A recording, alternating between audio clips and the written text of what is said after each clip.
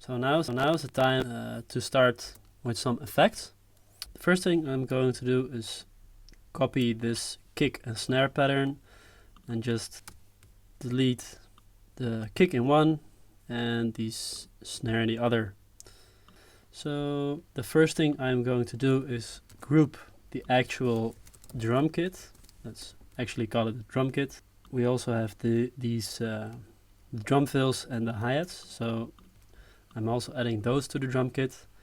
Reason I'm doing this is because I want to add some like mutual processing to the entire group, or bus, however you want to call it. So they are grouped, and here we have all the other samples, like all the crazy modular stuff. Might as well just group those and call them sound crazy effects. They're not that crazy yet, but we'll get to that.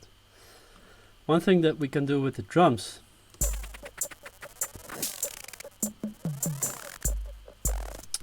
first thing is I'm going to apply some saturation to the kick sample. So I'm going to put the drive just full output. I'm going to take it all the way out, see what happens. So right now it's a bit more aggressive sounding. So let's loop it so that we can just focus on the sound of this sample. We can make it even different type of distortion. Just listen to what sounds best. So now it's really getting aggressively distorted. This is also quite nice, like really in your face. Sinoid fold is a different type of distortion, and of course you can hard clip it. And then there's the wave shaper, which is like a really useful feature in Ableton. Don't know if it will work for a kick, but we can also like just try what it can, see what it can do. So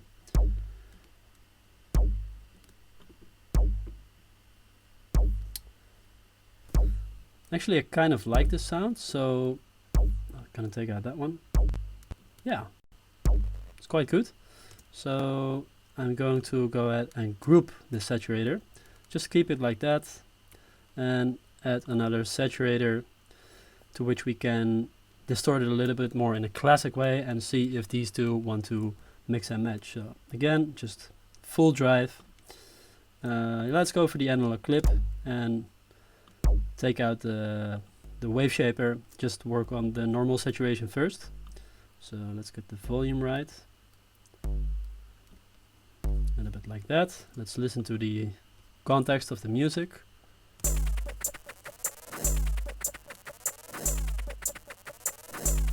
Alright, let's add the wave shaper.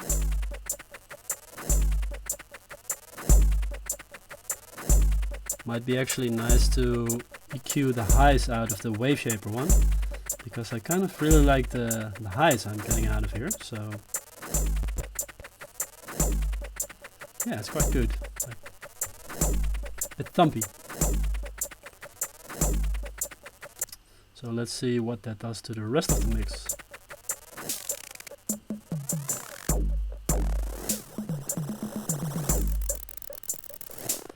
I think it fits.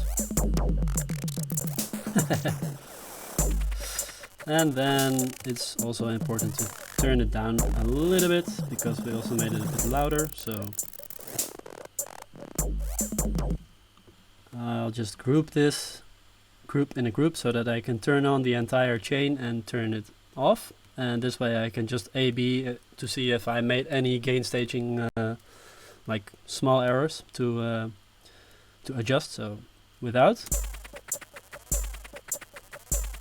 so you can see it's like at this loudness, and when I turn it on it becomes quite a bit louder. So I'm gonna take it back a little bit more. So yeah, this is about right. You can really hear what the change of tone did to the sound of the kick. So let's leave it at that.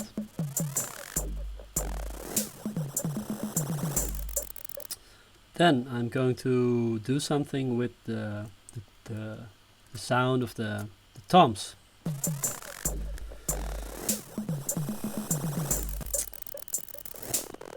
I'm just going to distort the crap out of that one. This saturator is a really good tool for that, so maybe take this part, a lot of, or maybe just this. Again, same story, just going to fully drive them, maybe a little bit less, just so that they're going above the distortion threshold here. And then like that. Just give them a bit of grit. So let's listen to the whole again to see if they fit in the context.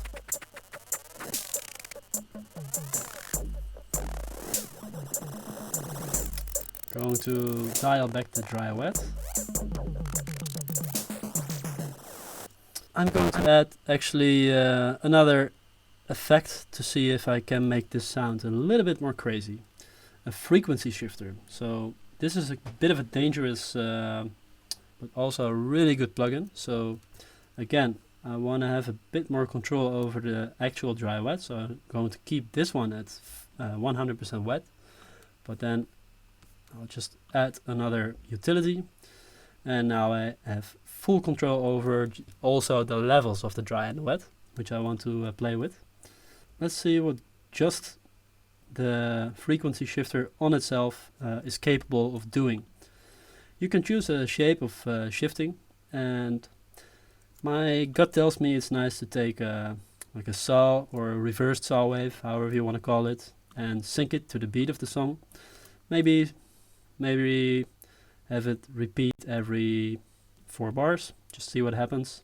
And of course you want to apply the LFO to the frequency of the frequency shifter, and let's listen to how it sounds.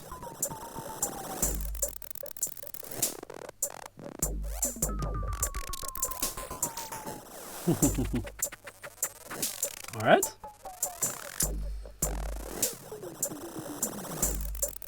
Also going to take out the lower frequencies here.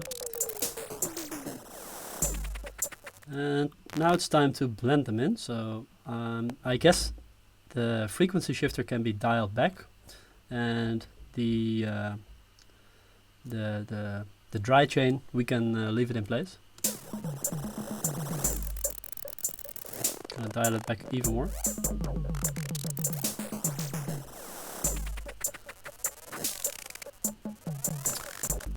This is a nice place to be at, so and we can always like automate it later. So okay, yeah, what can we do with snare sounds? Same, like the entire thing right now, it's quite like going all over the place, and this snare is like one of the few elements that's keeping everything together. So it's wise to just keep the snare just like it is.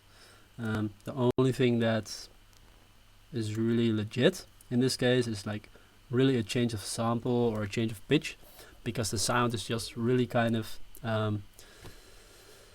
cliche. So you can use that, of course. What I'm going to do is copy it and just swap out the sample with another one. So going to search for that right now. You know what, I found a sample which doesn't really require a drum rack, so I'm just going to take the sample itself and put it in the mix.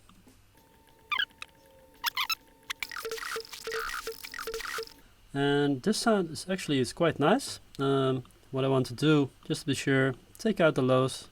So yeah, it's quite a vanilla sample of a snare drum. Nothing too crazy in it. And with this sound, it might be actually a really good idea to, well, first of all, make it mono. And we're going to create our first return track.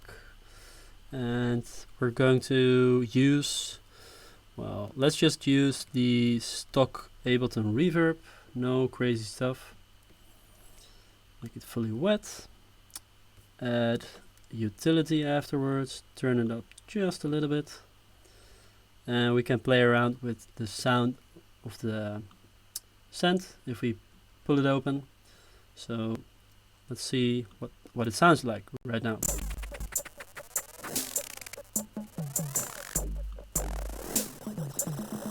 Be a bit more epic, so increasing the decay time is a good idea. So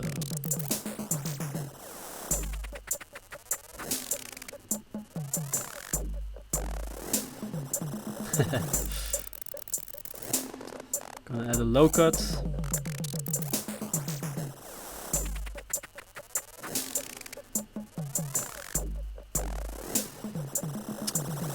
So take out the chorus, change the size a bit, maybe see if that helps. I like this sound, it's quite okay. And then to take out the smooth, like modern feel of this reverb, I'm going to add some effects just to make it a little bit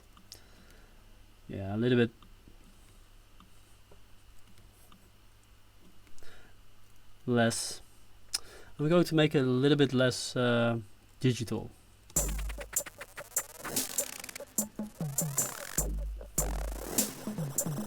Let's see what this does.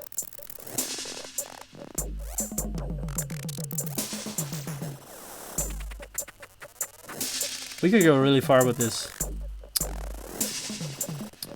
Maybe flanger. Add some bit of a higher high pass. I like that. So sum it down to mono. It's too intense, so I'm gonna take down the dry wet even more. This is quite good. And one more thing to add a bit of life to this summed to mono compressed inflated deflated verb is just another auto pan, and that way it will create a bit of movement really slowly, like almost too hard to notice, but it's definitely adding. A bit more extreme. Oh, sorry, forgot. I summed it to mono, of course, so you have to add the auto pan after summing to mono, or else you will not hear it.